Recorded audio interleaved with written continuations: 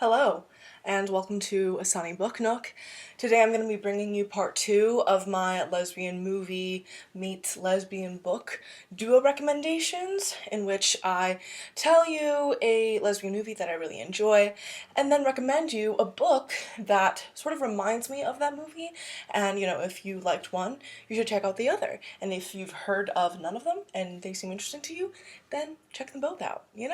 I'm actually going to go in the order of books first and then movies because in my previous video, which if you haven't seen, it'll be linked in the cards, of course. Also, if you can hear the lawn mowing or people talking, I'm really sorry.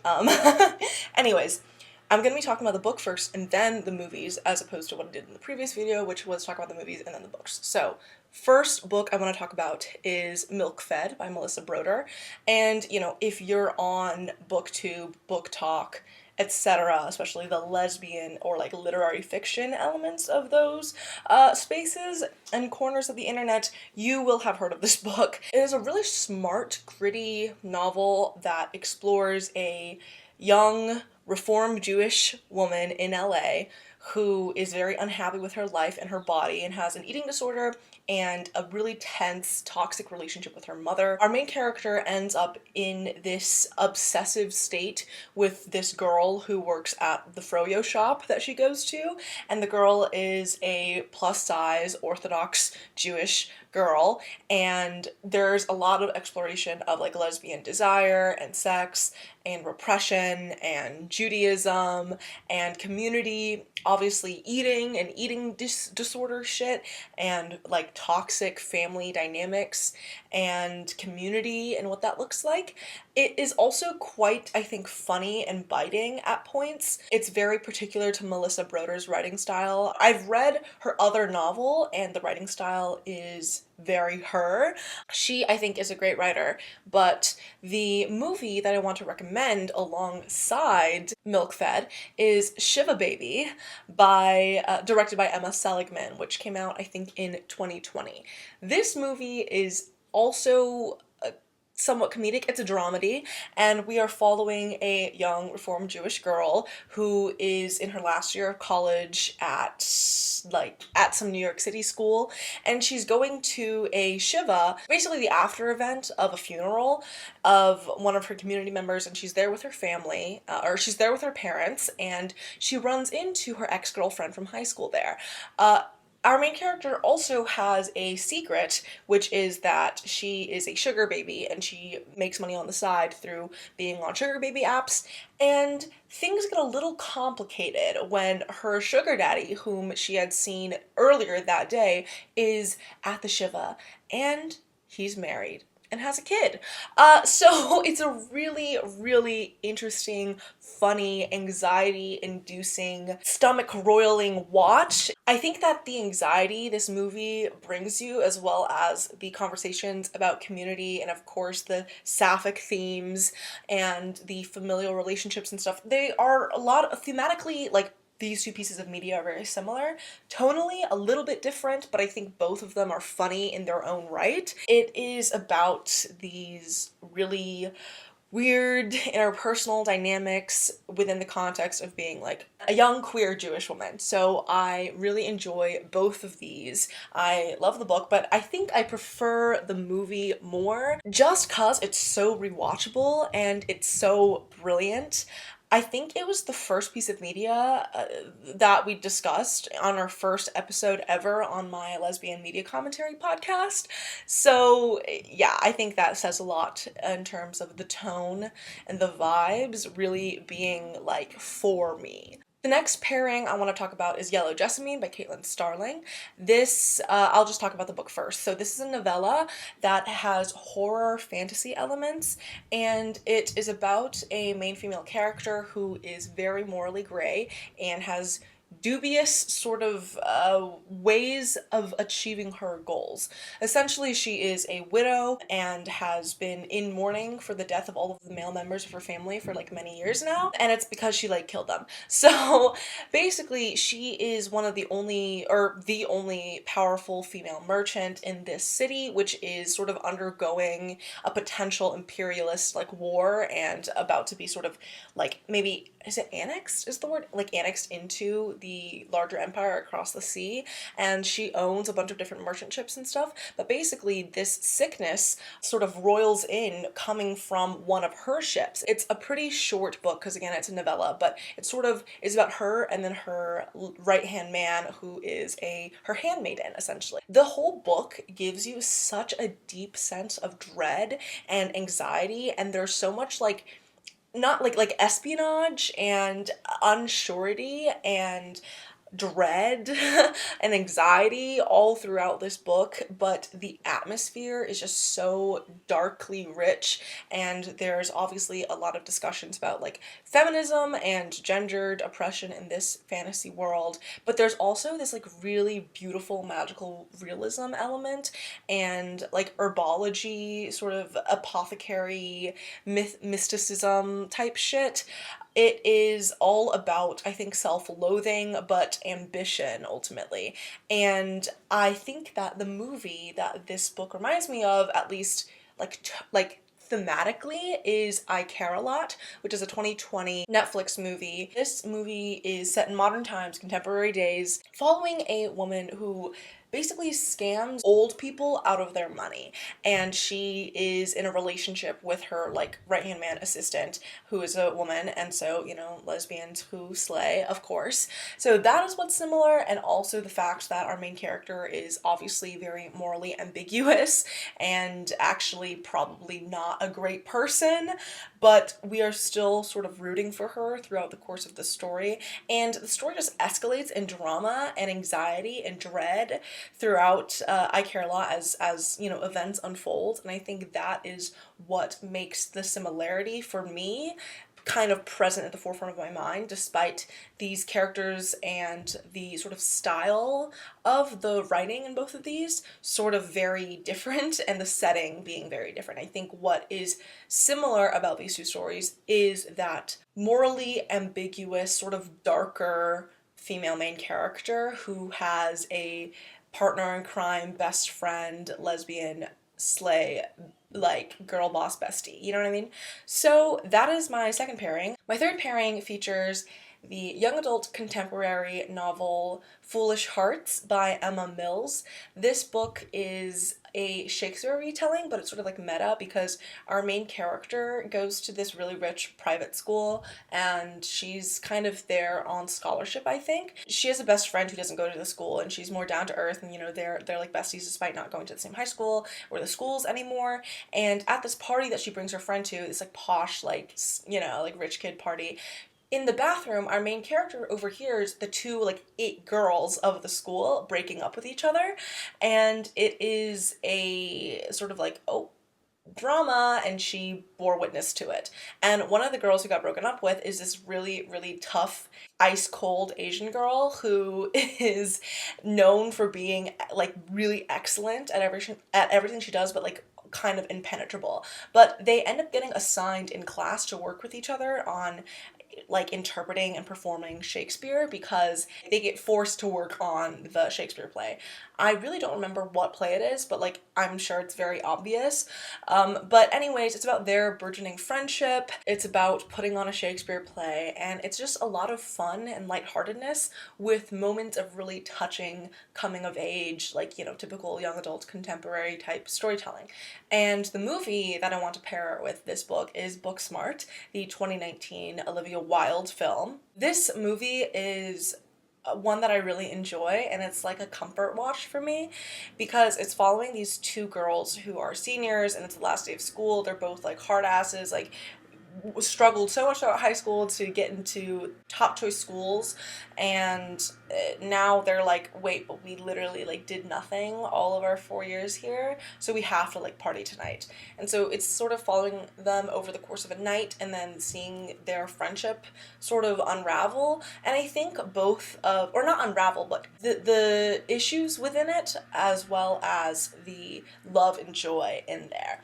I think that these two pieces of media are similar in that it's about these two girls, and one of them is a lesbian, and they are very different from each other, but also they get along in very particular ways. And it's about, you know, they're intellectually, academically sort of high achieving, and it's tonally very similar, the setting of high school very similar, but I think plot wise they diverge from each other, obviously. But I think, you know, if you like one, you should definitely check out the other.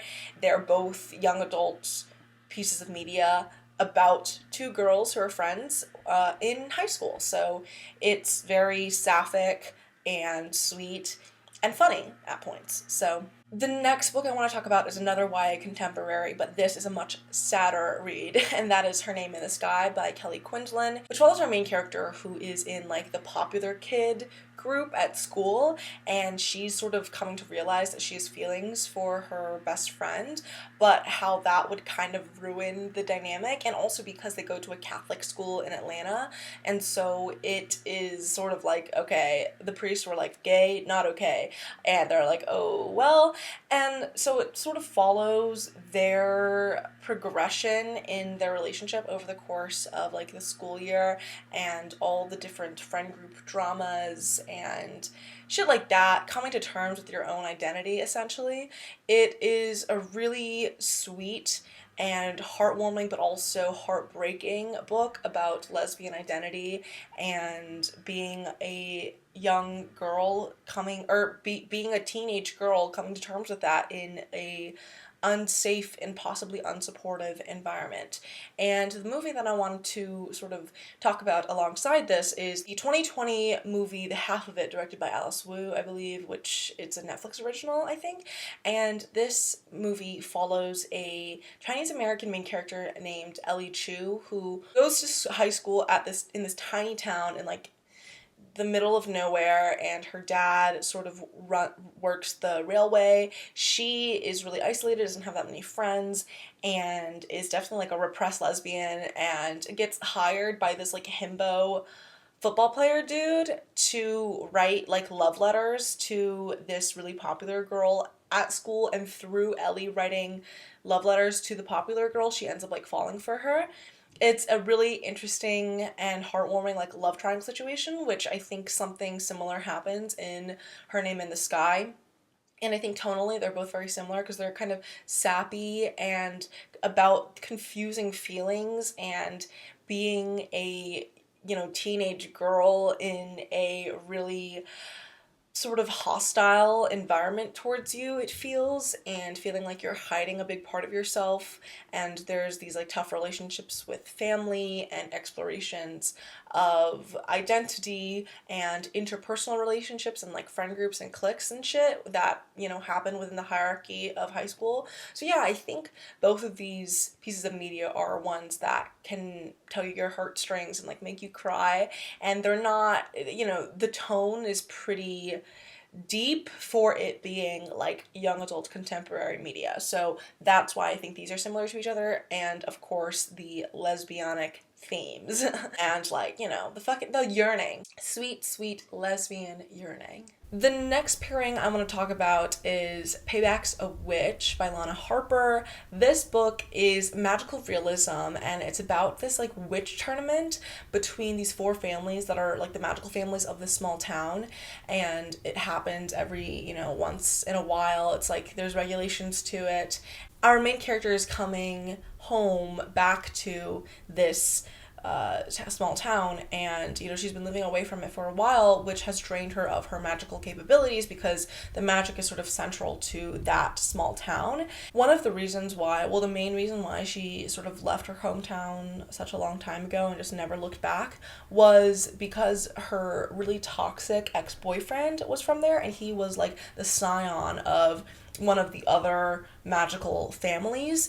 And so now she's back, she's helping run the tournament because her family is the one that sort of rules and determines the fairness of the tournament. They don't actually compete in it, the three other families do, and each family puts forth one of their one of the people in their family to go fight, and not fight but do the competitions and stuff. So it's really whimsical in some ways, but it's about our main character kind of falling for the goth girl of one of the darker families, and the dark family known in the town. And all, there's some light rivalry going on and more intense rivalry going on from the ex-boyfriend's faction because he is an asshole. And so basically our main character and her love interest and then her best friend sort of team up together to try to get his ass. It's very sapphic, feminist, campy, and with magical elements and that small town charm. And I think that this book kind of reminds me of Jennifer's Body, which is a 2009 film by Karen Kusama, I think, who is an alma mater of one of the schools that I went to. So anyway, that's my flex. Obviously, Jennifer's Body is a cult classic for lesbian films, and I think it's similar because it has those themes of magic, but more so horror. But there's also a feminist, campy theme to it, and it is about female friendship and then lesbian desire and getting back at men and sort of vengeance, but also unhinged behaviors. So I think this is probably the least similar two pieces of media for viewers and readers, but I still do think that because they both have more somewhat darker themes and are kind of campy and also feature a hot girl whom our main character is sort of wary of but really desires. Jennifer's Body is obviously set in high school, but Paybacks of Witch is in the aftermath, young adults, late 20s-ish. But I feel neither of these stories are really coming of age stories. It's more so coming to terms with yourself and what you want and how you go about doing that. And then unhinged women who have magical capabilities, Finally, the last pairing I have on this list for now, because hopefully there'll be more of these videos coming soon or coming in the future if you, dear viewer, want to see that. But my final one here is Agatha of Little Neon by Claire Luchette, which is a really sweet, heart-wrenching and light almost story about a nun, and we kind of follow her through sort of the mid-20th century up till present day in her experience being a nun at a convent, and then her sisterhood with the other women there, and also her being a lesbian but it never really being talked about, as well as the realities of the abuses within the Catholic Church. And as she is a nun and she is watching this, all of the sort of accusations and allegations and horrifying stories of systematic child abuse from the priesthood, as it's happening.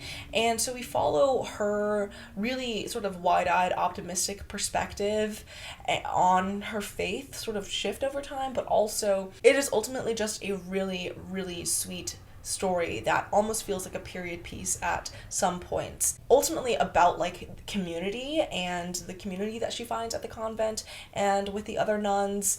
And yeah, so the movie that makes me think of this book / the other way around is the 2017 film Novitiate, which is a really moving lesbian period drama, but it's the mid 20th century, and we're following a young girl who at 17 decides that she wants to become a nun, and her mom is not religious, so she's what the fuck, okay. But she ends up joining the convent, and she really dedicates herself to her spirituality and her religion. It's a really quiet and moving movie, and it really explores the actual social and religious and political climate of the Catholic Church, which I think is what's similar here, as well as the fact that we're following these two women who are young, who was young at the beginning of the book in Agatha of Little Neon, but who is, you know, just like 17 for basically the whole time of the course of the movie in Novitiate. But we're following these like young women who are really secure in their faith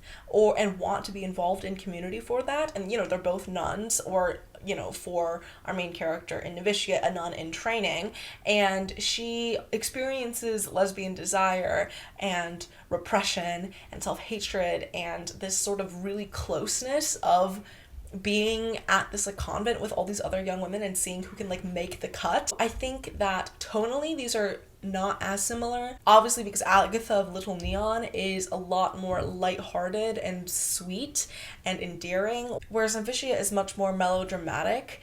But I think that both of them are kind of quiet but explicit explorations of American Catholicism and the history of it within like the 20th century up till now.